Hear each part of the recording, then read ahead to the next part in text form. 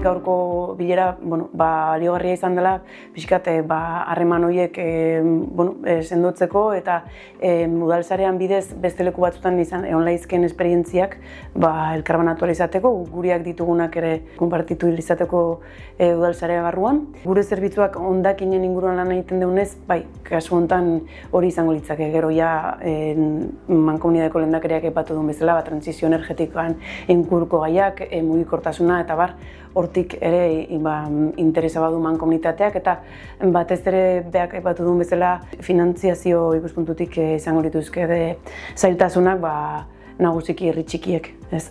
Baina, gure departamentuai dagokionez hondakinean inguruan litzake. Guk askotan esaten dugu, bai, mankomunitatean baina batez txikinetan, kasi beharko gauke teknikari bat jakitzeko ze diru laguntza duzen egun bakoitzean hildo bakoitzerako.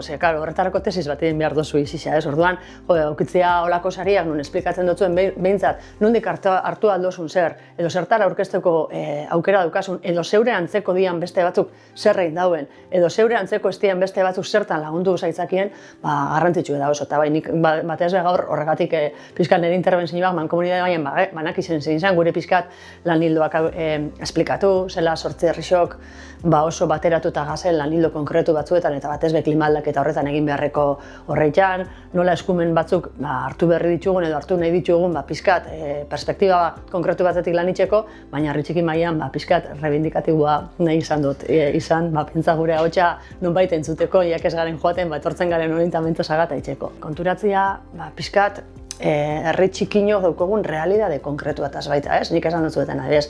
Geure herrian 80%, baino gehiago basu publikoa da. Nik uste dut kudeaketa nahiko txukun egin dela, baina imaginatzen dut kudeaketa horretan aldaketa batzuk etorriko diela. Horretarako aholkularitza laguntza nik uste dut beharko genukela. Galdera asko ditugu, batzuk epe motzerako ekintzetarako eta gero beste batzuk epe luzerako bide lagun izateko.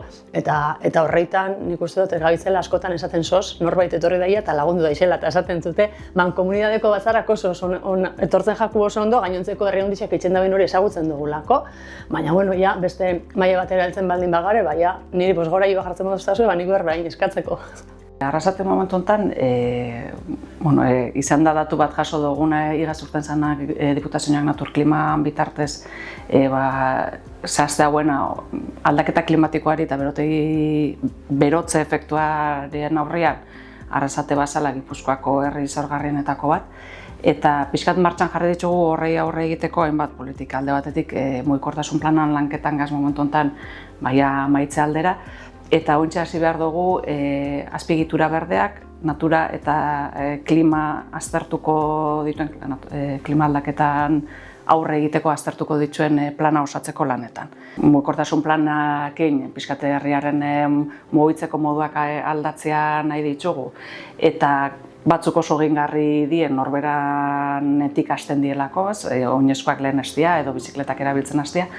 Eta gero azpiegitura berdei eta urdinei badaukagu hemen bi erreka dauzkagu herrian eta pixkat problematiko dienak. Ekintza plan horretan jasoko die hainbat ekintza, 20 bat aurreikusten da eta gehiago etorri leizkenak. Guk Arrasaten egia da herria handiena garela eskualde honetan, 8 herriko osatzen dugu mankomunitatea eta herria handiena gara eta segurazki baliabide gehien dauzkagunak. Herri txikietatik eskatu da giza baliabideak edo pertsonalgoa eta baita formazioa eta hori beti beharrezkoa izaten da.